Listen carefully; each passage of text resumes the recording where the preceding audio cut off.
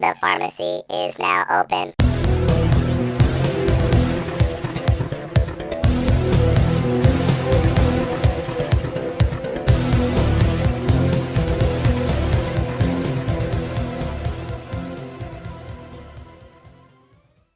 What is up, you guys? Welcome to another episode of VGRx, your weekly dose of video game knowledge, know-how, news, and anything else we decide we want to talk about that day.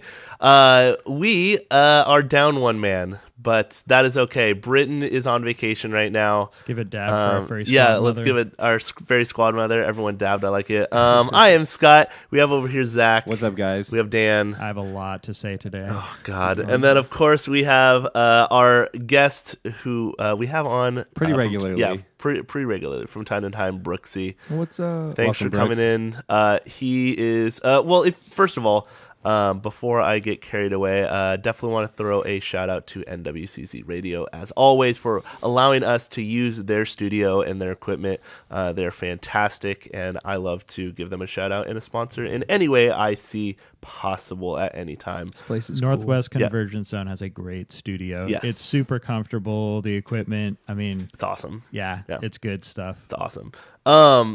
Well, before we get too carried away, first off, I want to start off with saying last week's episode, we were talking about the history of esports when it came to shooters and fighting games.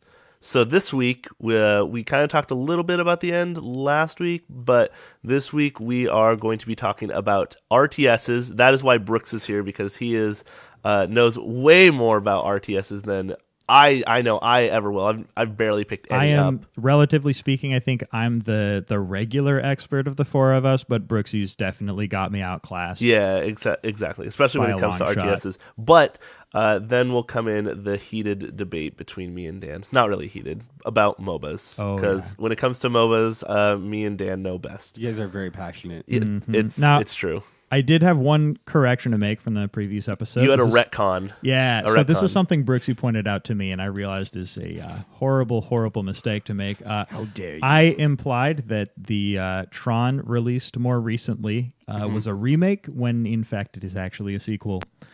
Yeah.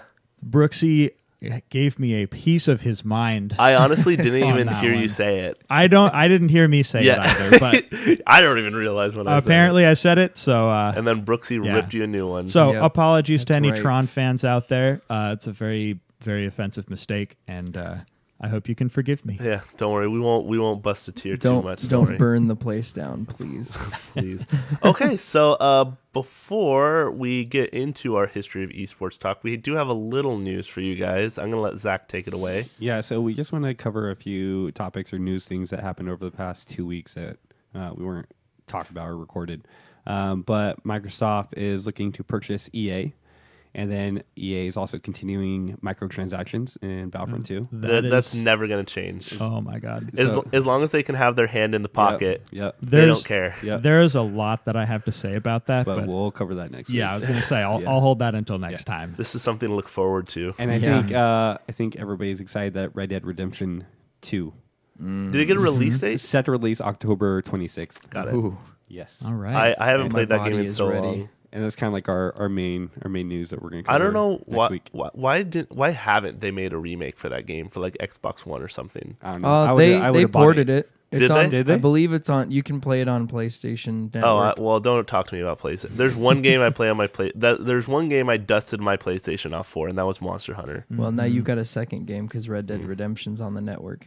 Okay, well, Monster Hunter is another topic that we'll talk about more in depth Ooh, coming yes. up here sometime. I'm almost beating it. I don't know if it'll be next time, but it's, For our first 3-hour episode. we'll get your roommate on the show. Yeah. and then we'll talk about it for a yeah, long shout time. out to Torsen, who has done some crazy stuff with that game. Yeah.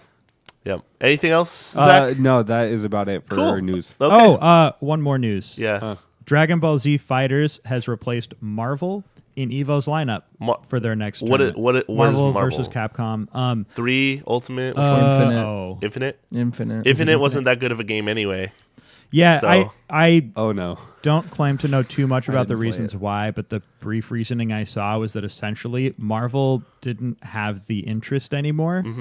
whereas people are actually playing Dragon Ball Z Fighters, and Yeah. also it looks really cool. And It looks really cool. It's very. I saw a video. It was a comparison video between like the ultimates of each character, and they literally ripped it straight out of the anime. Yeah. it was That's awesome. dope. everyone I've talked to that has played it is a big fan of it already. Yeah, I'm not a huge 2D fighter guy, but honestly, like, I think I may pick it up. It just looks awesome. We should Yeah. get it and It throw down. looks quality. Do you want to throw down? I'll throw down. Let's do it. You'll probably beat me. I'll be honest. Like we threw down last time. Let's do it. Here, I'll tell you what. You download Dota and throw down with me in Dota. I'll throw down with you in a fighter game. Deal. Deal. Okay. Deal. Virtual handshake. Awesome. Okay, cool. Well, for the beginning of our strategy game talk then, right? So we're going to talk about strategy games first, Yes. and then we're going to talk about MOBAs because, as you'll discover if you don't already know, MOBAs definitely have their root deeply entrenched inside the strategy game hemisphere. Well, if it wasn't for them, we wouldn't even have it. So, Exactly. honestly. So to kind of lead that off, a couple times before I've talked about the differences between strategy games and tactics games. I figured this was as good a time as any to give a little bit more in-depth explanation. So you have kind of 4 main divisions when you talk about strategy-esque games. Yeah. You've got strategy, like real-time strategy or turn-based strategy. You've got tactics games. That's going to be like your XCOM or your Final Fantasy Tactics. Like Castle Crashers?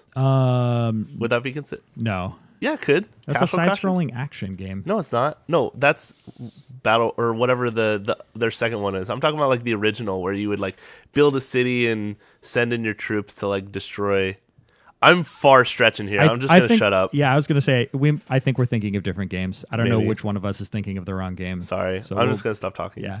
And then you also have Grand Strategy and 4X, which are less relevant to esports, but are still strategy games. So basically what it comes down to is kind of the level of macro that you're talking about. When you develop a strategy in this context, you're usually coming up with an overarching plan. So a strategy for I don't know, a military situation is how are you going to execute this particular campaign of a war? How are you going to invade this land and make it happen? Whereas a tactics is like the functional on the battlefield micro detail, like I'm going to go up to that piece of cover right there and hide behind it because it's a good position for me to put down cover fire for everyone else. Strategy isn't going to worry about that because it's too much detail to try and fit into kind of a big picture goal. In the context of games, usually the dividing factor between a strategy and a tactics game is whether or not you have some sort of resource management and army building aspect. So that's where you have games like World in Conflict, we'll mention later. XCOM is another example. When you go into a map to have a game, I guess, you have your whole army to start with. And then in a strategy game, sorry, Scott's moving around the room and it's confusing, it's distracting. Hang on, no. I We're understand. gonna I understand completely now. sideline the podcast and say that Scott's getting up right now to get a donut. I'm sorry. Scott, while you're up, why don't you just I'm a serve us all distractible donuts?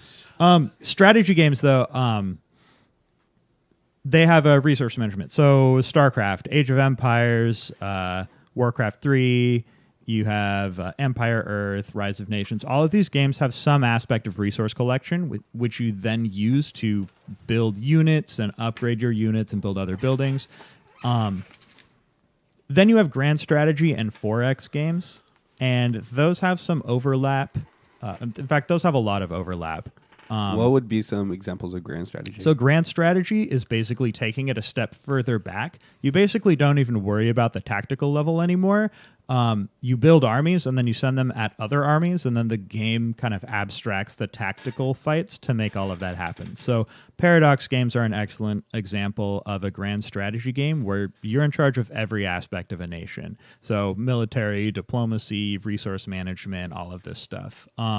4X games are pretty similar in that you are also commanding everything about a nation. The difference is that there are, there's the 4Xs, which is where the name comes from. I have those right here.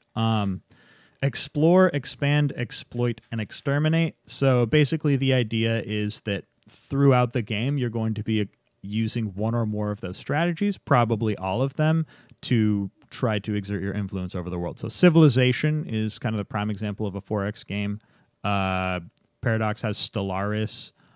There's a lot of games that are like Civilization, but set up a little differently. And there's a lot of overlap between those two. Could you say that Civilization is probably like the most prominent, popular 4X out there? I would say so. Total War would be an example of a grand strategy game that doesn't have the 4X element because there isn't an exploration element to it. That's usually the dividing factor. Right. Whereas in Civilization, random maps are a thing. So you don't know where everything is from the get-go. So exploring is a part of it. Then going back to strategy and tactics, though, because that's a little bit more relevant. I think part of what makes StarCraft and Warcraft kind of the premier strategy games throughout history is that they're strategy games that are basically just over that dividing line. So you're still in a highly tactical situation, and that level of tactical mastery combined with the resource management is what makes it such an interesting game for people to play, and what makes the skill ceiling so high. Brooksy and I were watching some professional matches.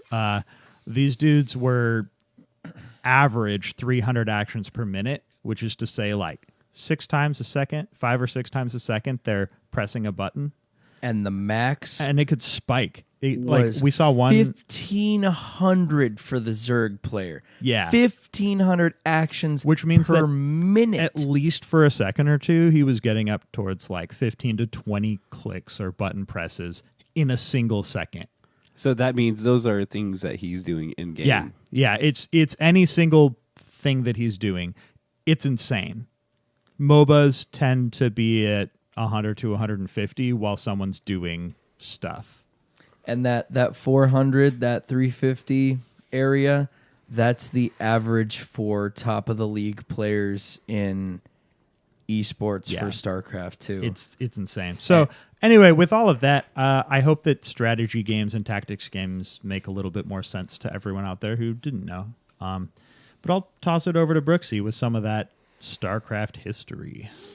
Oh, where do we start? Well, the first StarCraft came out in 1998. March, I think. March. And it didn't really take off as much. There was a lot of balance issues, mainly because Protoss were ridiculously strong. Welcome to most Blizzard games. Weren't ridiculously strong. Basically, if you had anything flying against Protoss, great. If you had anything ground against Protoss, you lost. And so that's pretty much how that game went. It really didn't take off in esports until Brood War came out. November of 98. Yeah. Which is ridiculous that it came out like that close to the original release. But it fixed all the balance issues to the point where even as patches were coming out like in the past 5 to 10 years, they're still finding new ways to change the meta that's doing similar anything. to a lot of fighting games too, is what I hear is that not fighting, speed running, is that people playing these old games will be finding things out this year still, like Ocarina of Time. It changes all the time. Yeah. Like every All the time. it's like new things are figured out every day. Mm-hmm. Like people were saying like, oh, this strat was found, 2 days before AGDQ or something like that. Mm-hmm. It's crazy. It's crazy. And when we were watching the StarCraft 2 match, I'm sitting here like, I've never seen any of this stuff ever. Brooksy explained like 10 new things to me during that episode or during that game that he was like, I didn't know this before. I just looked this up on my phone because I was trying to figure out why he built that. Yeah, so at my level, I'm doing maybe 120, 150 actions per minute, and I'm a little low. I'm in mid-tier silver for StarCraft. And Trash. Garbage. So what would be all the tiers for StarCraft? So their tier layout is you start out, there's 3 tiers for each medal. So bronze, you have tier 3, tier 2, tier 1, then so on and so forth through silver and through gold. And then I believe it goes to master, and then grandmaster is where it tops out. And then from there, you get sponsorships for esports teams, or you get the top 16 players get invited to play BlizzCon for an invitational where they crown the champ. all kinds of stuff like that. And then Dan hits the mic. But Sorry about that. You were really good at leaving like subtle things, just blast them out. I like it. Oh my gosh. Too real. So that Grandmaster tier would be 400 actions per minute. Oh yeah, that's kind of like it depends on what server. Like the North American server, I believe tops out typically 250 actions per minute, depending on what you do, and that for a lot of the part is also you're micromanaging with the hotkeys for putting units on each number on your keyboard. So you're literally hitting 1 SD and you've made like 5 workers, and that's how you're doing that max actions per minute, which I've been practicing. I started out rusty at like 30 actions a minute. Now I'm at 120. So that's So better. you're improving. But I'm definitely going to keep watching because you learn so much. But I jumped ahead a little bit. So Brood War took off in Korea. And then just there was a cartoon channel that decided they wanted to change it up and have their first Brood War tournament on cable. And it was ridiculous. And I was too quiet because I need to like put this thing right up in my face. I told you to do it before. I know. Oh my gosh. So it This was episode's going down the tubes. It's 16 minutes in. We're going down. They had a cartoon channel called Tooniverse, and they broadcast in 1999 their first StarCraft tournament. And the designs, just all the props, the giant golden arching chairs that the players sat in, they really, really, really went hog wild on producing it, and Yeah. it took off to the point where it's a sport in Korea. It is nationally televised all the time, like the tournaments, everything. The global They're fighting to StarCraft get it League. in. They're fighting to get in the Olympics. Yeah, Yeah. we're They going to really talk are. about that. Okay, are later. we? Yeah. Good. Yeah. And this is where Brood War took off. StarCraft 2 didn't actually take off in Korea until 2011, 2012, I think it was. I mean, it released in 2010, so it wasn't going to do anything before then. True. Very true. Dang. But people, Wow. even to this day, are still playing Brood War because, like I said, the last patch was in, what was it, 2000? In Brood War? Yeah. So, okay, I did look that one up. They patched fairly regularly up through like 2009. It was kind of tapering off towards the end there, which included a no CD patch at one point, so that you Which didn't is have to have a beautiful. CD to play anymore, which is, I mean, Oh. that was leading up into like the Steam era and digital games, so it was something that made sense. And then they stopped patching for like 8 years until last year when they dropped a patch on the game, said, by the way, it's free to play now, and updated. They updated a bunch of the functionality, essentially, I think, to support esports in a lot of ways. Yeah. And then they also remastered, which helped. I mean, what they did in that case and with this last patch was they revamped the servers. And to be clear, that's they released a remastered version of StarCraft, but the old one still functions. Yes. And you can turn off the HD graphics or turn the HD graphics back on. If you're going to turn off the HD graphics, you might as well just not purchase the game, which was my opinion of it. They made it look like a Flash game almost, and it just didn't That's agree interesting. with me. I'll have to look up some gameplay of it. Yeah, I bought it and within 2 hours called Blizzard and returned it.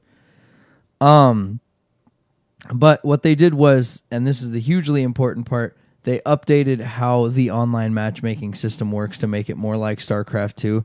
And for anyone listening, if you ever played the original StarCraft's matchmaking system, it was work. You had a job, a full-time job trying to get into matchmaking. It was difficult. The support was very, very sporadic.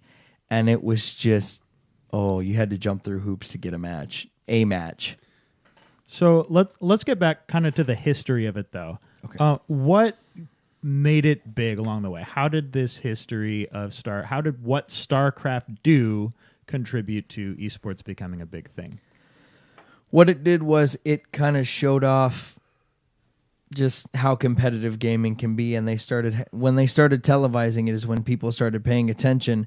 But where it really took off was when people started connecting with the players. Right. You had mentioned Slayer Boxer. Yeah, that was something that I came upon, and then Brooksy and I both did some research on that. This dude is probably, I mean, I might be wrong on this, but it seems like he's one of the first kind of true esports celebrities. He was good at StarCraft, and we're talking like 2000, 2001, this kind of stuff. He was a really good player, and he was maybe better at marketing himself. Absolutely So astounding. this is something you see in music as well, where sure, your music can be great, but if you don't know how to get it out there, no one will ever know. Yeah. And so this guy was kind of that, but in the competitive sport or esports world. He had a little bit of like not quite arrogance, but like he definitely thought he was hot stuff. And he had a persona that he liked to put out because people liked it. And so because of that, people became huge fans of him. He probably wasn't the best player at the time. And in fact, in 2001 and 2002, he lost a couple tournaments in the finals To the to the Protoss, who were viewed to be a weak race to play at the time. the weakest. But he was smart. He knew how to get, his sponsors' names out there. He knew how to mention this stuff. I remember reading something along the lines of like he was being interviewed, and there was a bank that was sponsoring that tournament, and he mentioned how he was going to put his winnings into his new bank account at whatever bank it was. Like, a natural way to get it in an interview that still the sponsor's gonna notice that. So he ultimately ended up backing out of the team he was a part of because their organizations were picking up at that time to organize players together to make sure that they had their infrastructure, their opportunity to practice, and presumably to make money. And he also was having an issue with the fact that he felt the team was oversaturated, I think it said. Mm-hmm. Yeah, I do remember seeing that, and that he was having trouble finding Protoss practice partners, so he kept losing to Protoss. Which you can't have. So he left and he made his own team, and he picked up a few amateur players along the way, and then this dude, now, I don't know exactly how to pronounce it. I think it's I Love Uv. Yep. I Love Uv. So I Love Uv was not an amateur, really. The perception is that way. As it turns out, this dude had kind of an attitude problem. And as a result, no teams wanted to be working with him because he was a pain in the butt to work with. So they didn't. But Slayer's Boxer, decided to put him onto his team. And then he kind of helped meld his personality into something that was still I Love Oof's kind of arrogant, rash, self, I don't know, full of himself kind of way of being, I guess. He was cocky. Yeah. But he said, be cocky, just do it more politely. So he'd have interviews and they'd ask him, do you think you're going to win? And he'd say, yes, because I'm better than them. I'm better at the mind game that is StarCraft. So at the same time, KTF, a telecom company in Korea, put together their own team. And the two teams ended up against each other in the final. So Boxer's team, which was named Orion, and then KTF's team, which was named KTF because that's how they usually do it over there. Yep. So lots of acronyms. KTF's team. So in this tournament, this is a team tournament. 4 players on each team, and then they play sequential 1v1s. So the first member of each team will play against each other. Whoever wins will then play the second member of the losing team. And then that will go back and forth until one team is completely eliminated. So KTF, coming out of the winner's bracket, gets to select who they're going to play against from the losing team, or the losing bracket team, which was Orion. So they picked I Love Uv because they figured they could prepare to take him out, and that would throw Orion off their game, and they'd ultimately win. And that's kind of how the strategy would work, right? You'd pick the first opponent, probably one of the stronger members, but someone you could prepare specific strategies for that you'd practiced really hard. So it should have been an easy win, or a somewhat easy win, but I Love Uv won 3 games in a row by himself before they took him out, and Orion ended up winning overall 4-2.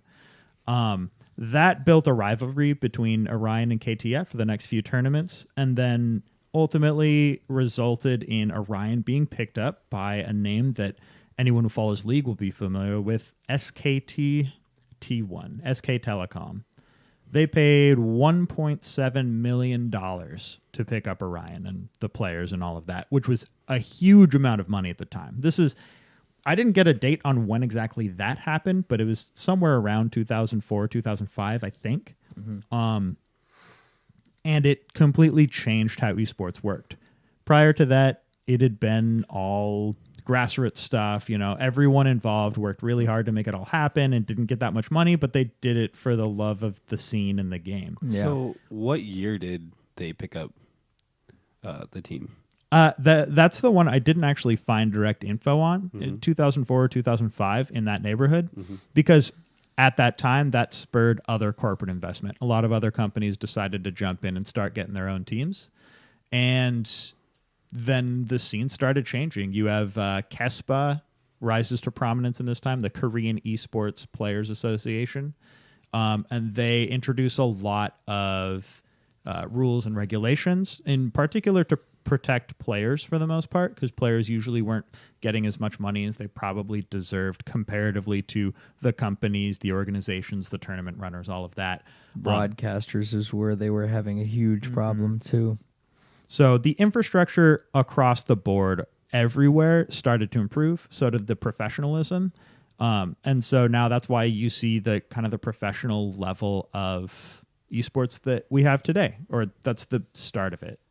I would like to point out on a side note, Boxer was so good at marketing himself and so popular that in Korea they have a military service that is required by law, and he got pulled away from his esports and had to join the Korean Air Force for a while. They created an official StarCraft team run by the government just for him, because of how he marketed himself and the popularity that he commanded. Imagine having that kind of pull. Imagine that. Just the military created a video game team for you. That's amazing. I guess it seems like it's just ingrained in the culture. Yeah. Yeah, well, I mean, at this point, it's definitely viewed as it would be like sports here, right? Sure, it's not a good plan to bank on being a football player in the NFL, but if you do manage to make it, absolutely your family's going to be excited about that. Well, same thing there. It's just, esports is included in that bucket of acceptable things to go on and do. And on a side note, one thing that we had discussed is the difference, though, here is if you play games and you're good and you can market yourself, it's not like you have to be the full pro college athlete to get into esports. Play, do well, practice. Put your work in, but this is something that anybody can work to get to. Yeah, and we have some other topics that are going to hit on that too. The last few things about strategy game history, Warcraft 3, as I recall, ends up being a big deal basically everywhere except South Korea. And then later on when StarCraft 2 comes out, and that's in 2010, Warcraft 3 is 2002, I think. Yep. StarCraft 2 then becomes more popular everywhere, except South Korea still prefers StarCraft Brood War at that point. And then also Warcraft 3 was a much bigger deal in China for a while. Yep.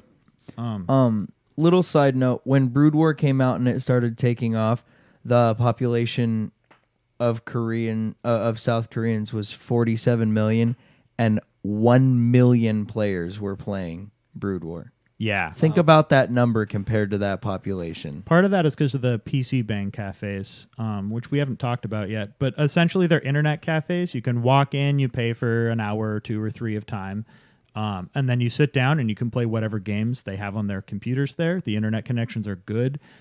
They're common in Korea. Yeah, we had them a little bit over here in have? North America for a little while, but they didn't really take off, mostly because you could get broadband internet at home here. You couldn't get that in Korea because There was just wasn't a I think thing. there was an economic slump at the time. It was Yeah. the late 90s, 98, 99, something like that. And so you would go and you would get broadband full speed internet and it would be great. Whereas over here you could do that at home, so no one really wanted to go out and pay for a couple hours of internet unless you didn't have a computer. So, I mean, it got a little bit of love. I actually had a friend who was a manager of one, but he said it didn't get very much business and they had to close it down within a couple of years. Yeah, that makes sense. And then as far as everything else is concerned, StarCraft ends up staying popular into 2012 when OGN finally canceled the last big StarCraft tournament For Brood War. But then they reinstated it a couple years later in 2014 because people were that interested. Yep. So we've still got Brood War, and people have moved to StarCraft 2. StarCraft 2 is still a phenomenon in Korea, and They're on an equal level now, I would say. I mean, I'm looking forward to the match that I'm gonna watch. What's today? The 7th? 2 more days until the Global StarCraft League has their semifinals, which I'm looking forward to watching and learning more than I will ever need to know about this game. So then, Zach, people will notice we've only talked about Blizzard games in the context of strategy up to this point. Tell us about the non-Blizzard games and how unsuccessful most of them have been. So, I mean, kind of like what we focus on has been Age of Empires, Command and Conquer. I looked into Total War, which really didn't have any successes or any real tournament strategies to it. And I also looked into a personal game, which is Tom Clancy's End War, which I love, but never gaining traction with the public. Right. But it seems like Age of Empires, Command and Conquer, they all had tournaments. You know, from the mid 90s all the way up until like the late 2000s. I remember seeing stuff about various Age of Empires games. Yeah. But it all seems to kind of end both for Command and Conquer and for Age of Empires around 2015. It's kind of when they start dying out. There's a few tournaments both last year for both Age of Empires and Command and Conquer. But they're not really prominent anymore. Yeah. I know I ran into a website that had earnings by tournament, and you could organize it by game and by genre and a bunch of other things. It's a really cool website. Yeah.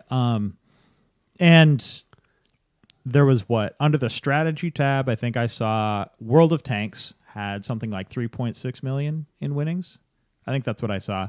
But that's more of a tactics game, as I understand it. I've never played it, but you drive a tank. Yeah, You are a tank. Not you don't drive. You are. Sorry, the you tank. are a tank. Yeah. My Well, apologies. somebody's passionate about World of Tanks. Yeah. Don't get on my level. Okay. Scott, do you have something you have to tell us about World of Tanks? I've never played the game before. There were 2 other games that I would also say kind of count as tactics games over strategy games. One of them was Clash Royale, which is a mobile game, but it has some decent winnings, and I assume that's still a thing that's going on.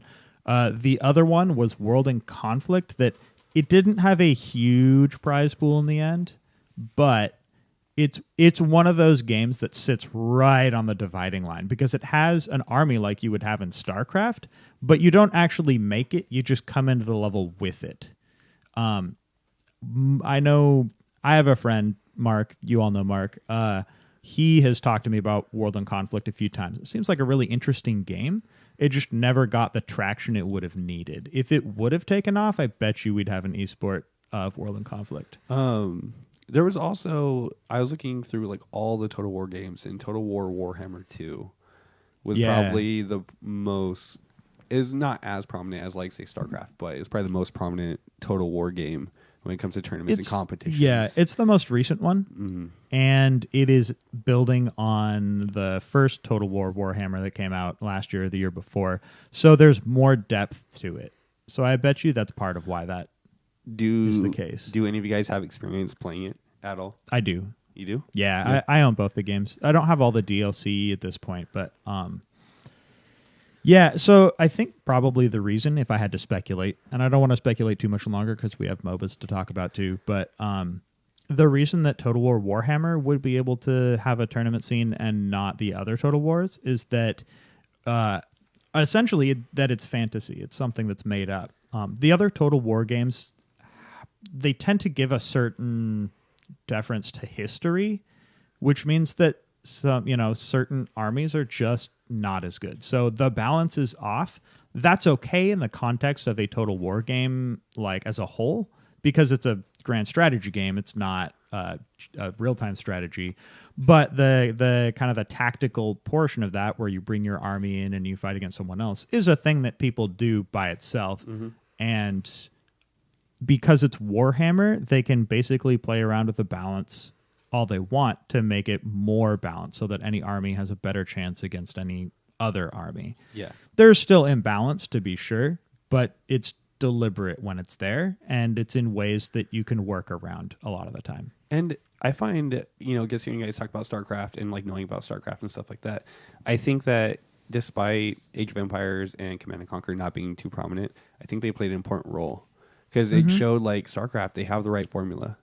They're built right. People play within it. There's new metas being, evolved within it. But Age of Empires and Command and Conquer kind of show you how not to build a game, and how to structure it, and how what's successful and what's not. The one thing I saw about why Age of Empires and Command and Conquer didn't work, at least with Age of Empires, random maps. Yeah. When you have random maps, you have the chance for the random number generator to essentially give screw somebody over one person unfairly. Give somebody an advantage. Well, and Age of Empires took off in a different way. It didn't take off in an esports way. People would play online custom matches that would become huge because you start out with maximum resources and then you build like a madman and take over the whole map and fight people with all kinds of ridiculous custom game styles, kill the king, all kinds of stuff like that. And so it took off in a different direction. Although it's funny you say that because that happened in StarCraft and Warcraft as well. So Warcraft 3 and StarCraft, I remember when I played those games, I didn't really play the regular games very much. I would play the custom maps that you found online, and there were all sorts of cool things. There's Evolves, which is it's a mass, like you just spawn units in constantly, and you just send your massive units at someone else's massive units. And then the more kills that your mass gets, the better your units get. It's a weird game mode, but it's fun. There were tower defenses, which went on to be super popular as like flash games for a long time. And then also there are straight up full blown games that you can buy on Steam now that are tower defenses. Dungeon Defenders is one. I'm forgetting the names, but there's a lot of good tower defenses out there now. There are Hero Line Wars, which which is where you send minions at your opponent and they have to fight those minions to earn gold, but so that they can send minions at you. Yeah, so a whole bunch of these different custom game modes, but one of those back in StarCraft called Aeon of Strife, you had a map, you had two teams. One team was in the lower left corner, one team was in the upper right, or in Aeon of Strife it might have been top and bottom, but anyway, each side had a player who was in command of one unit, and then it had computer-controlled units running down a few different lanes on the map to run at the other base and try and destroy it. Both bases had that going on, so the computer-controlled units would never make any progress, except for what the players helped them do. That later got ported into Warcraft 3, and we now know that as Defense of the Ancients, Dota. Yes. This is, I think, where Scott gets to pick up on some of these details. I don't know if you have the dates. I can rattle those off real quick if you want. For when Dota started? Yeah, and then the other significant things I in have there. them right here. I do too. I wasn't sure if Scott had them you go yet. ahead and read them. Yeah, so it started with Aeon of Strife. Did we talk about that at all? I just mentioned it. Okay, yeah. Aeon and Strife started in StarCraft Brood War. And we don't know the exact date. Yeah, that was in 2002, but we do know in July 3rd when Warcraft 3 Reign of Chaos is released, multiple people ported over Aeon of Strife over to Warcraft 3. So that was kind of just the start of what Dota became. It didn't actually become Dota until 2003. It was the second installment of the game, and they called it Dota Thirst for Gamma. And that was released by Yule, and that was also an unknown date, but we do know it was in 2003. 2004 came around, and then Dota All-Stars Beta was released. And you can kind of see a sense of where this is going. Dota was very prominent between the, what's up? Did you have the name of the Dota developer? Because throughout time, there were different kind of significant Dota developers within that community. And Yeah. that developer, as I recall, was an important one, but I am blanking on the name. It is Mian and Raygonor. Raygonor. Okay, I might be thinking of the next one. Then. Are you thinking of Ice Frog? Well, there's Ice Frog, but then Ice Frog there's a is couple the other reason. guys. Okay, yeah, Ice Frog is a big reason too. And then for people who play Dota, this is just a side note, but 2004, when Dota All Stars got its next patch, they featured Roshan, which is essentially Baron in League of Legends, and that may not seem like a big deal, but that is an incredibly big deal. And then they started a clan. Let's see, in Dota All Stars, it formed the clan. Consists of Pandragon, These are the ones. yeah, Guso, and Ice Frog, among others. And those are some pretty big names. Yeah, and we'll get to that in a minute. Yes. So essentially, it just goes on. More Dota patches were coming out. This is all still released on Warcraft 3's engine. Essentially, there wasn't a Dota game. By the way, didn't mention it. Defense of the Ancients is what it went by. We did mention Did it. we? Okay, Yeah. sorry. Yeah, That's fine. I mean, the thing is that no one called it Dota. Like it was an acronym, but everyone still called it Defense of the Ancients. It wasn't until Dota 2 that everyone just started calling it Dota. I don't know if that's true. Well, I called it Dota when I was in high school. Oh, did you? That's what everybody called it. Really? Yeah. Got it. Okay. Well, I'm just wrong. Whatever. Sorry, guys. Yeah, geez, Scott, get it together. 2004, November. In November was the first competitive version of Dota. November 12th was the International Games Syndicate. Started the first official league of Dota All-Stars and the first official competitive match between the House of Zed and 4DTA. And that was in November 20th. This is very specific. Very, very specific stuff. I actually didn't know a lot of this, so I'm learning as we go on. And then in 2005, I'm trying not to rattle on really fast. I'm just kind of like trying to get bulletins almost. Gunso announces his departure in Icestrong along with Nasus taking over development. In March, the World Cyber Game announced a tournament for Dota. So this is very, very early on MOBA stuff. Because Dota was... I don't want to say the first one. Actually, it was, because it was Aeon of Strife, which turned into Dota. So first... There are probably games before that you could call MOBAs, but Yeah. they weren't at that point. Yeah, they weren't similarities. there weren't anything that was getting constant updates like this is. No, there was a couple games that I think it mentioned were on some Sega systems that had kind of a similar idea, but not even close to what it is now. Yeah. And then next in June of 2005, Ice Frog released the next update, and it was the first translated version into Chinese. And it says the name of the person who translated it, but I'm not going to try to pronounce what the name is. October 10th of 2005, Dota All-Stars announces that BlizzCon will host a Dota tournament. Now, That's a pretty big deal. that is a very big deal Huge. because BlizzCon was something that was I don't remember exactly when BlizzCon started. Zach, maybe you can look that up for me. Got it. You got it already? No. Oh, I'm- you're just I'm saying you're agreeing. doing it. Okay. Yeah.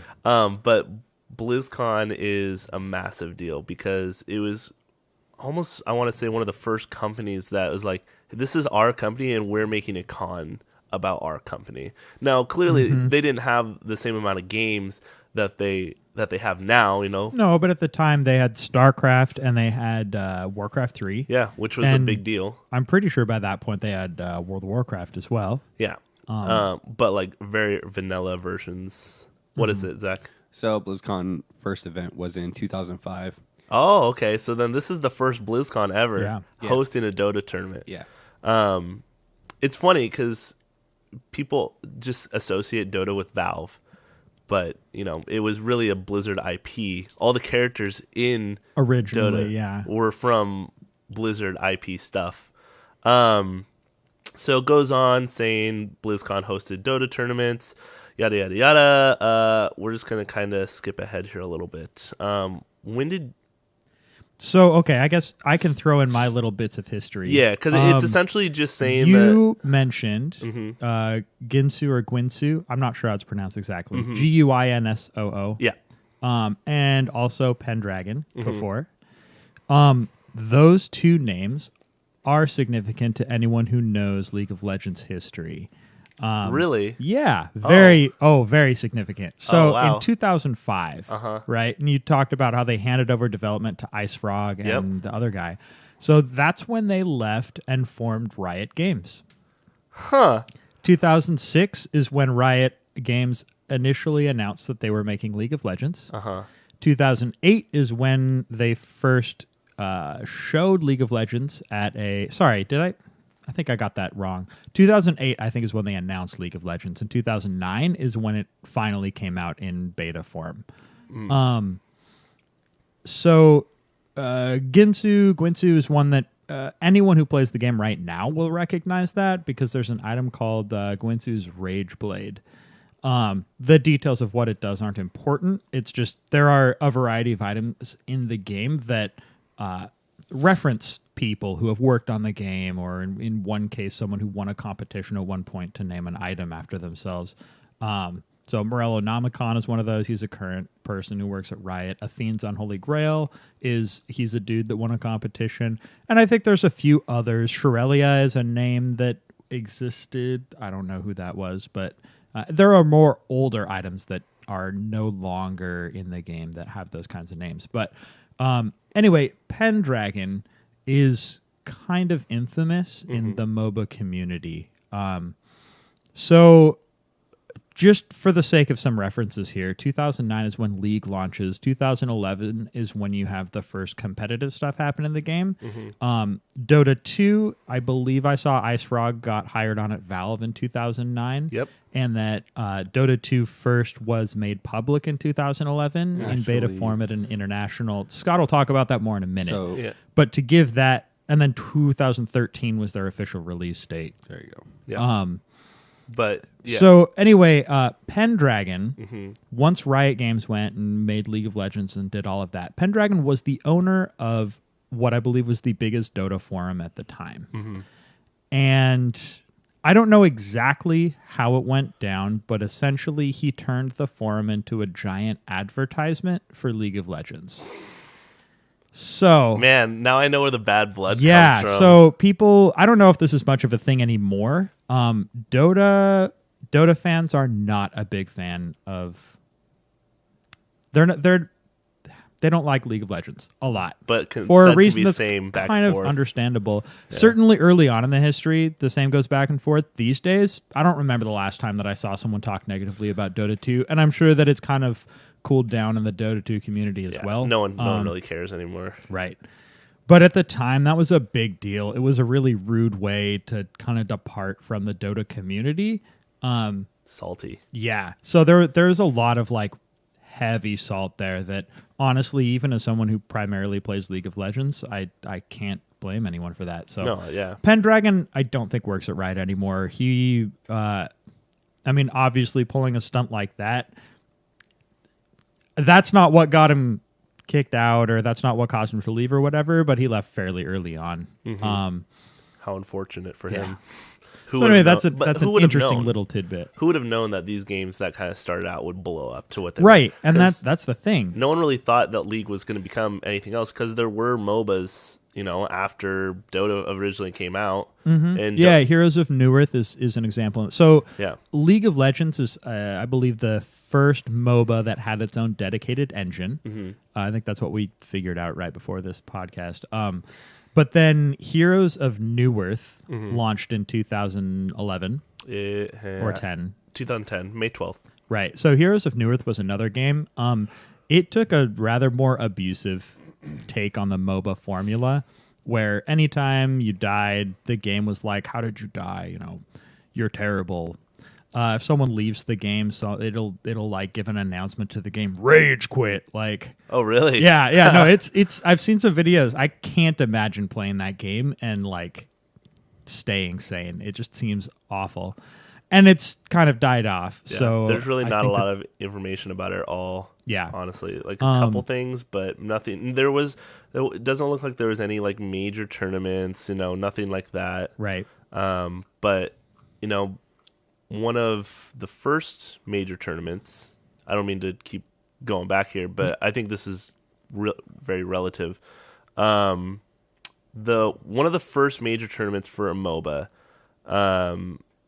was the release of Dota 2, which was in 2011, I believe. Yeah. Now, before we get too far into this, a metric we've been using a lot here is by measuring prize pool.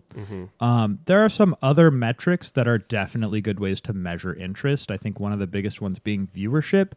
I didn't really track viewership much as I was looking at this stuff, but I know that League of Legends and Dota and probably a couple of these others have kind of gone back and forth setting new records for viewership. Yeah. But I'm sorry to tell you, but it's just Dota now. I'm going to be completely honest with you. Yeah, I mean, I haven't kept track in the last few years, but Yeah. Dota 2.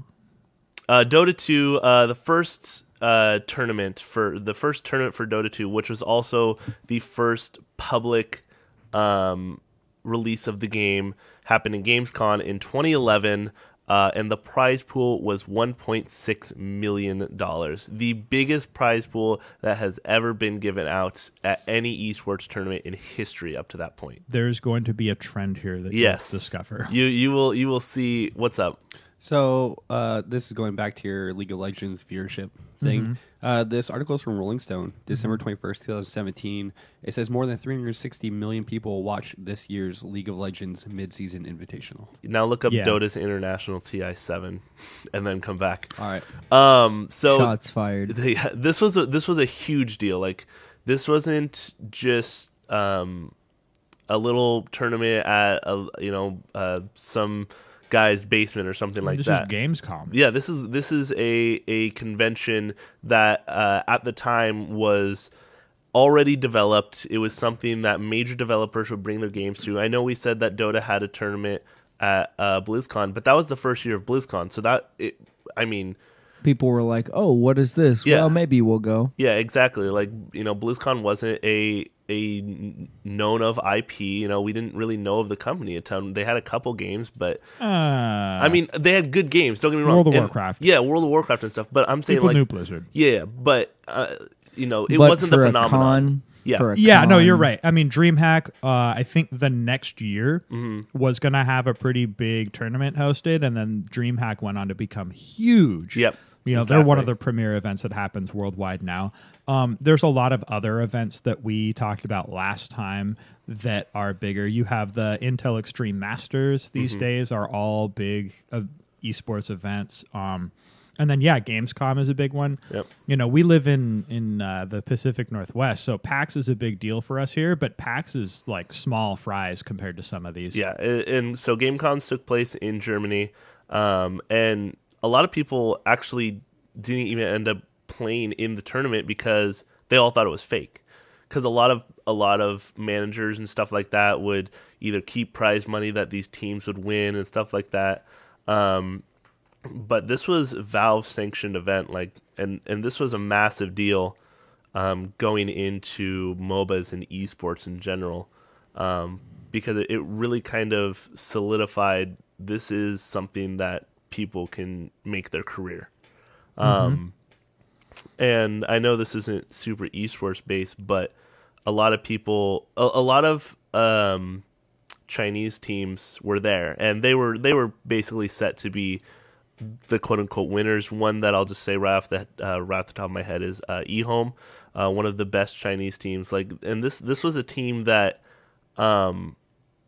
people respected, and that they got national notoriety.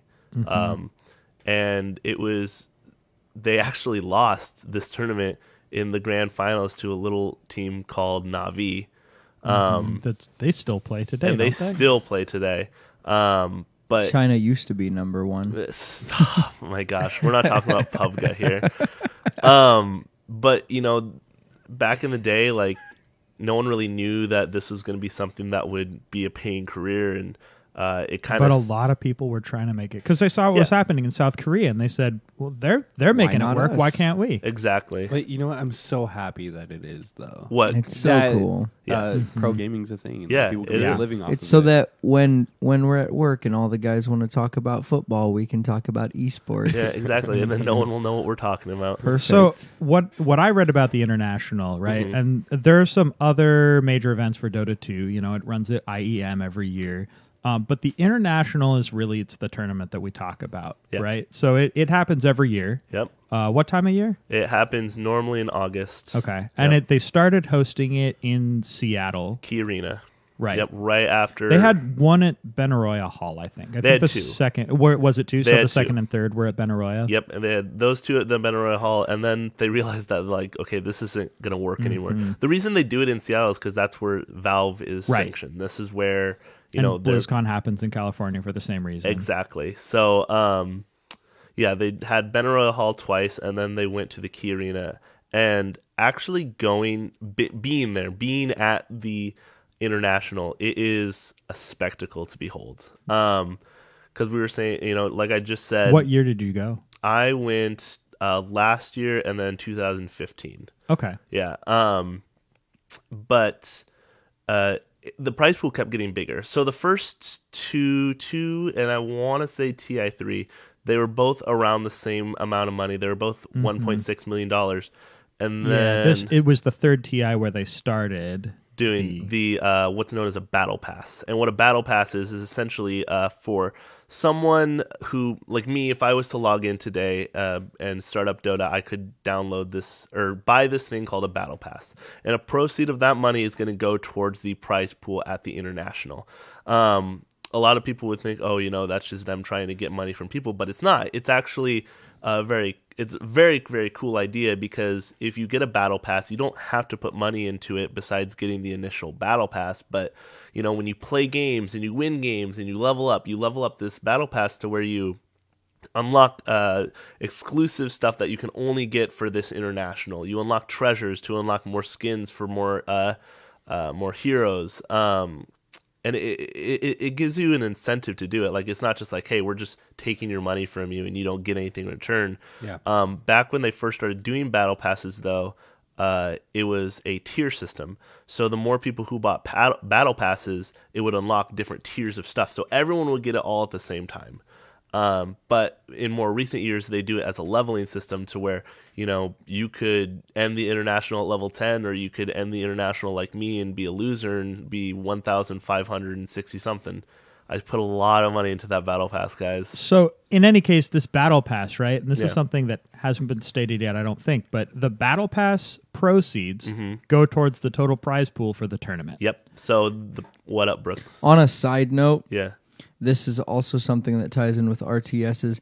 Blizzard started doing this as well. They have a war chest for their World Do Cup. they? And- Valve set a precedent. League has started They doing did. it too on a smaller scale, and differently, because the way that League is structured competitively is pretty unique. I'm pretty sure. So, Yeah, it is. But so Dota, this is something I read. So this crowdfunding method through the Battle Pass started at TI3. Yep. Now we've had 4, 5, 6, and 7 since Yep. then.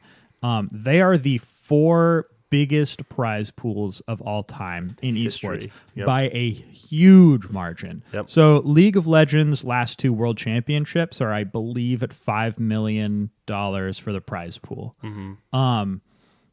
TI4 is over 10. Yep. And that scales up to TI7, which is, I think, close to 20 million. $24 million. 24. Dollars. So 24 million. I have the a- first place got 14 million. I did read that. 14 Team million. Liquid. Team Liquid. Oh yeah. And one of those multi-game organizations. go watch the games. Even if you don't play Dota, watch the games because they are impressive. I wasn't able to go to the finals because how they do it now is they split it up. It's an entire week long of games, and they sell 2 tickets. They do the weekend games, which is 4 days, and then they do the finals games. And the finals games I couldn't go to, but I watched it live, and it is amazing. Like these are prize pools that, like I'm reading this right now. These are prize pools that exceed the Super Bowl, the Tour de France, and this is in 2015. Yeah. 2015. These were higher than the Super Bowl. Like that's insanity, and this is mostly Although crowdfunded. there are reasons for that too, though, and Yeah.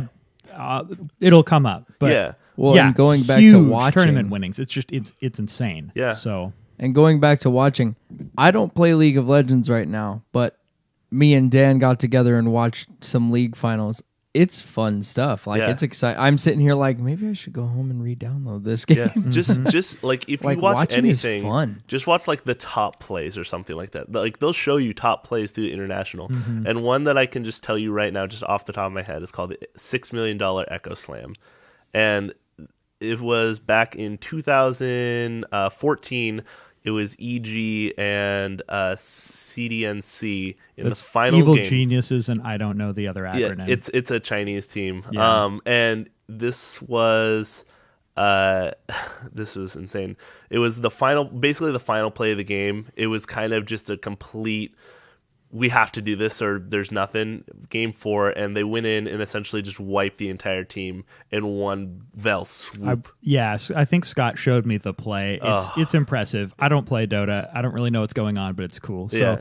Zach, you were looking up the viewership numbers for the international. Did you find those? Yeah, so I have 2 things. I have the viewership numbers, and then I have something I want to reference to Scott. Okay. But TI7 increased 44% to 845,000 viewers from 588,000 viewers the year before. Yeah.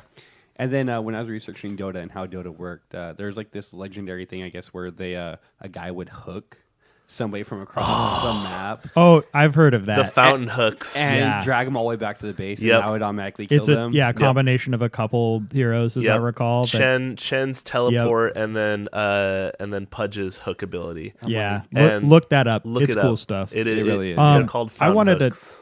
to jump into league stuff before Yeah, go we for ran it. out of No, time. please go for it. Yeah, I've so taken my League Dota of time. Legends in 2011 had its first season of competitive play, and it functioned basically like everything else had up to that point. You had a series of tournaments throughout the year. Those tournaments, some of them would be used as qualifiers for teams to participate at a Worlds tournament at the end of the year.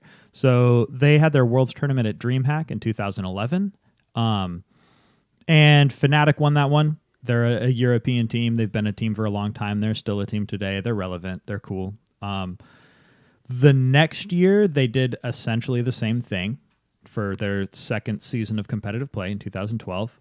I don't recall where exactly the 2012 World Championships was hosted. They change it every year, different countries, different cities, stuff like that, because there are several different regions that have big scenes. But then season 3, and then that year it was a team from Southeast Asia that won Taipei Assassins.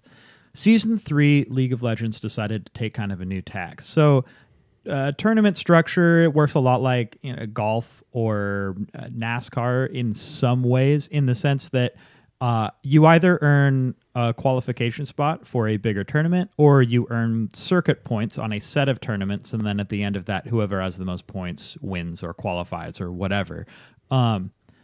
And then you can contrast that to something like the NBA or Major League Baseball or the NFL or whatever, kind of the traditional American sports or soccer, I guess, too, where you have season play.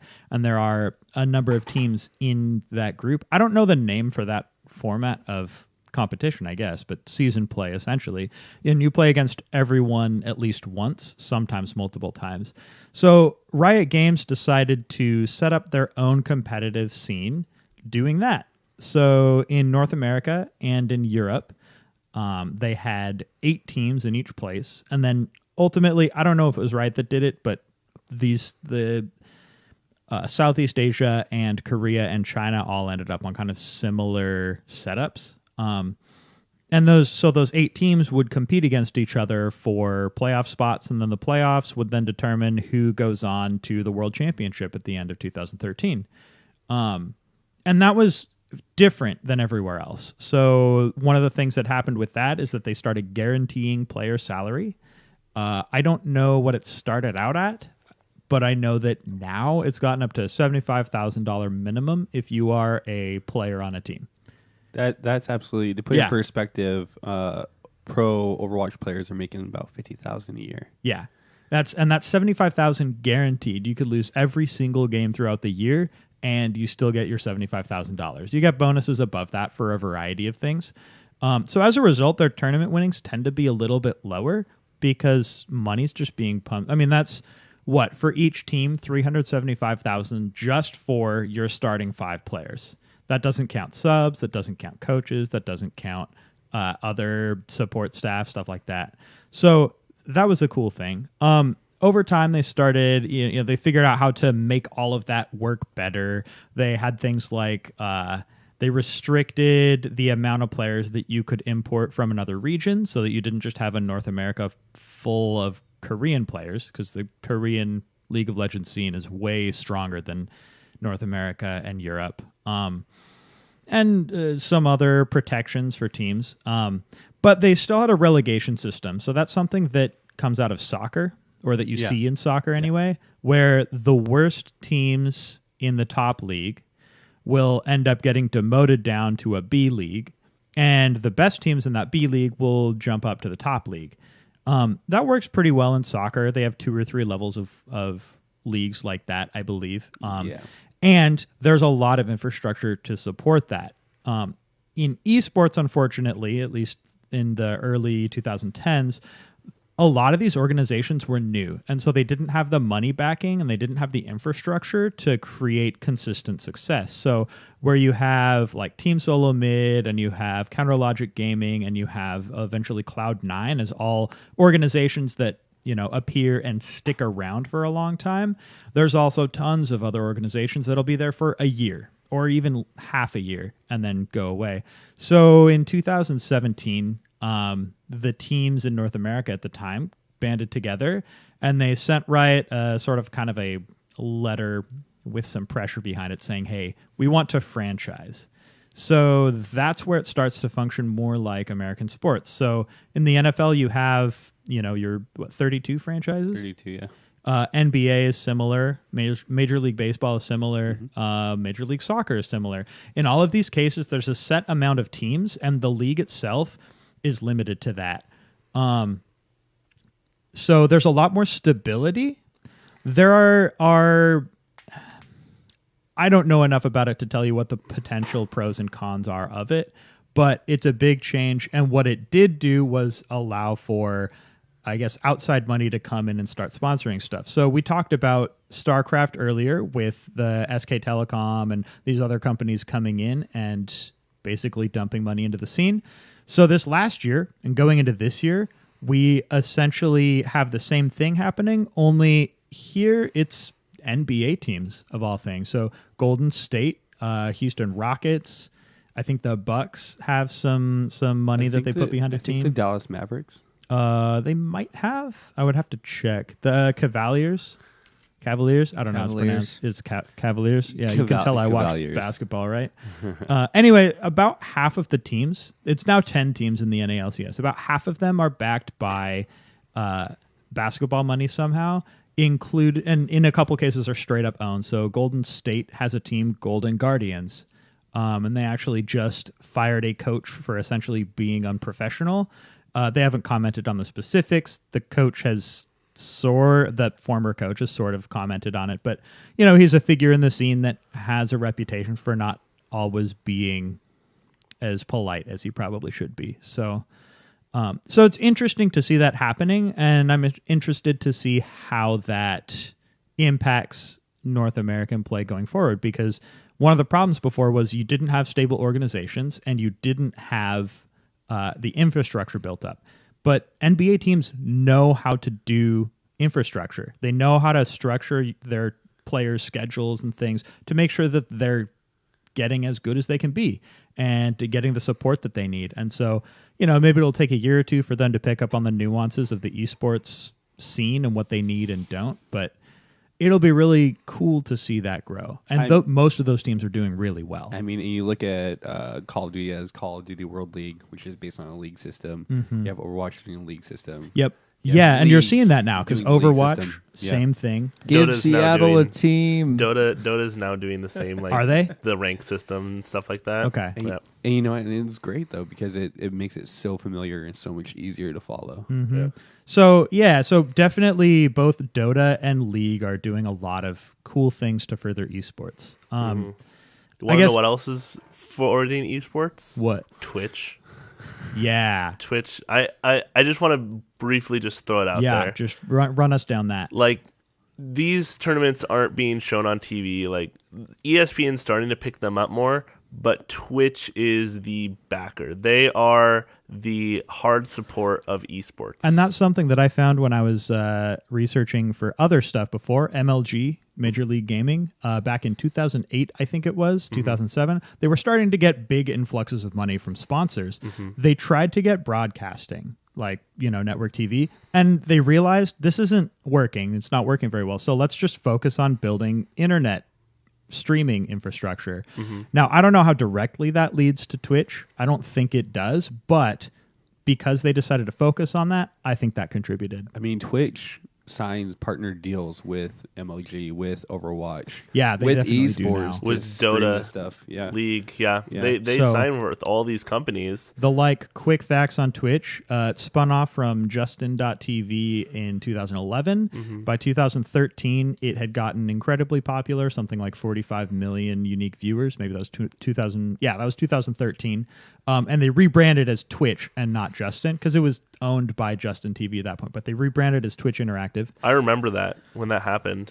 Yeah, that was huge. 2014, Amazon bought Twitch for almost $1 billion, which is just incredible. In 2015, they had something like 1.5 million broadcasters, individual people who hop on Twitch and will show their games to other people, and over 100 million unique monthly viewers, which is insane. That's so many people. Twitch is a money-making machine with no signs of slowing down. Yeah. So, and because of Twitch and because of platforms like Twitch, YouTube Gaming is now a thing too. That gives the opportunity for people to watch this stuff for free.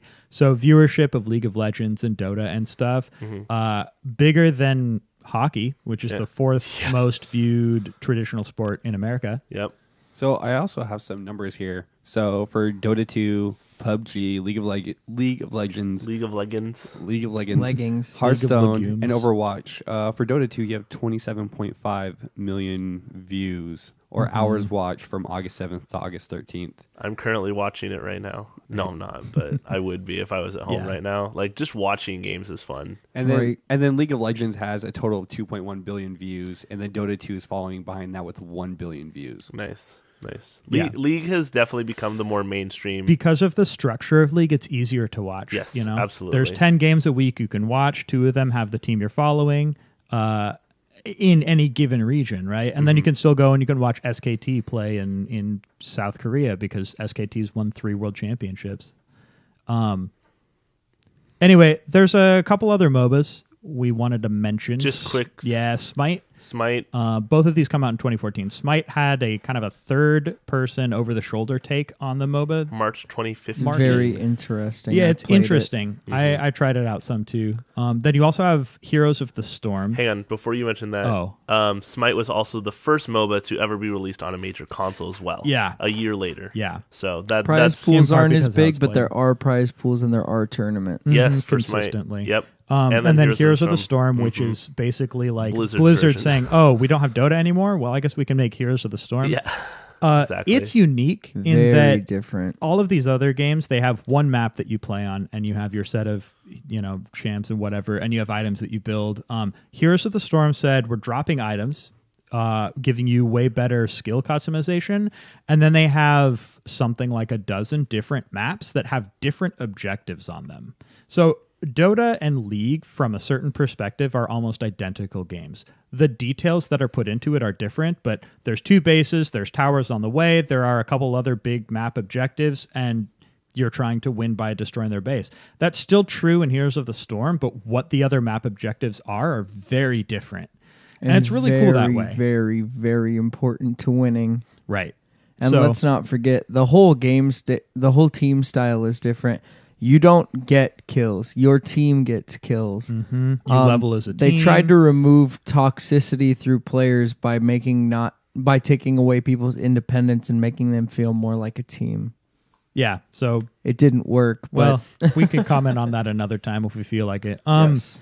Other kind of mentions we wanted to make about esports. There's a few other genres that are present that we didn't talk about much. Sports games, specifically FIFA, has a pretty consistent showing at tournaments every year. You have some racing games that I saw along the way.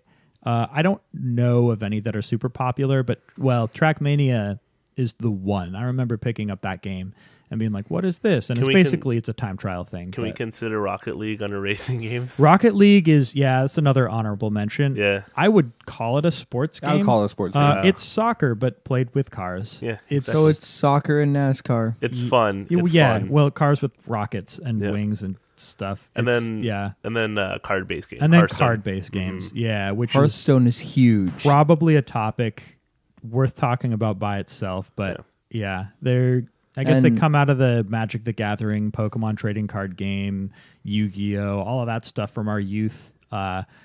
People figured out you can port that idea to a computer and then built stuff that works really well on the computer. So And- card games are the genre that's been coming out in the last couple of years. Yeah.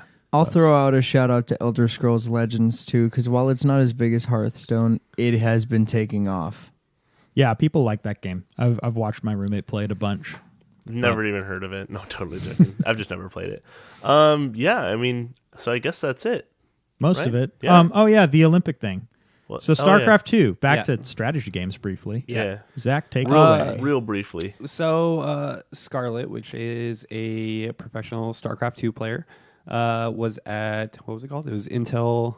The Intel Extreme Masters in South Korea. In South- Pyeongchang, I think Pyeongchang. it was the city. But basically, the IOC, the International Olympic Committee, is eyeballing that competition for possible Olympic uses Yeah. in 2024, which is really cool because that'll bring more people into it. It sounded like more it was sports. esports in general. There are a couple of cool implications about it. One, so this was the cool thing. You said Scarlet, right? Yeah. Fun fact, Scarlet is the first non-Korean player to win since 2000. The StarCraft tournament since 2000. And only the second one ever. Not only that, I believe she is the first female StarCraft 2 Premier League winner. So it says the Canadian defeated two-time world champion Kim Yu Jin playing as a Zerg. Her old standby in a 4-1 victory. Yeah. She's the second North American pro to ever place first at a major StarCraft 2 tournament in South Korea. Yeah, the other one was also Canadian in, I think, 2000 or 2001. No, it would have been 2000, I think, or 1999. I don't know. I'm gonna go home and watch that. Yeah, and that's a big deal. The female presence in pro gaming It's growing. it's growing. It's very small, or it But has been, at least in league. I think we can, not to push it aside, not that females are unimportant, but I think we can talk about that. another time. in greater it's detail in greater because they detail. are definitely important. Yeah. it's definitely a topic worth talking about. Yeah. And for those of you out there who know me, feel free to hit me up and ask me about it. So No one will hit you. yeah. I'm totally joking. So I'll as hit we you head to up, our Dan. conclusion here, I just want to make sure to thank you guys for listening. As always, find us on social media stuff. Yeah. Facebook, Also, Instagram, let us- everything. Video Game Pharmacy. Yeah, for all of them. Subscribe For all of on them. YouTube. Let us know specifically what you think of this kind of style of episode. I know most of our other ones have been about headlines and news and stuff. And banter just between us all. Yeah, Yeah. and this was our first time really diving into kind of History. history details stuff, and something I felt pretty passionate about pursuing. So I would love to hear what you guys think, whether you want more or less of this, or if there's something in particular that we could change about it to make it easier to listen to. Any of that, just let us know. Yeah. That'd be great. On Facebook, on Twitter, Instagram. Instagram. We started up a Twitch. We're going to see how that goes. Yeah, we'll try Yeah. and make that happen. And yeah, Brooks, thank you for being here. You'll probably be here a lot more since we fired Brit. I mean, since he's on, Permanent vacation. Shout out to Yeah. Britton. Yeah, He thanks had a for great having time me. at Disneyland. yeah, Tell us thanks. about I that hear. next week. I'm going to Disneyland. Have fun. Shut up. I missed. Whoa. Have fun at. Goodness. Have fun at. Yeah. Have fun, everyone. I don't know how to end this. We'll just say thank you guys so much for listening to. And thanks to VGRx. NWCZ Radio Yes, for and letting thank us you. use their studio. Yes, thank you to NWCC Radio. This has been VGRx, your weekly dose of video game news, know-how, and everything. Thank you guys so much for listening, and we will see you guys next week. Bye. Later. Later. Later. Later. Later.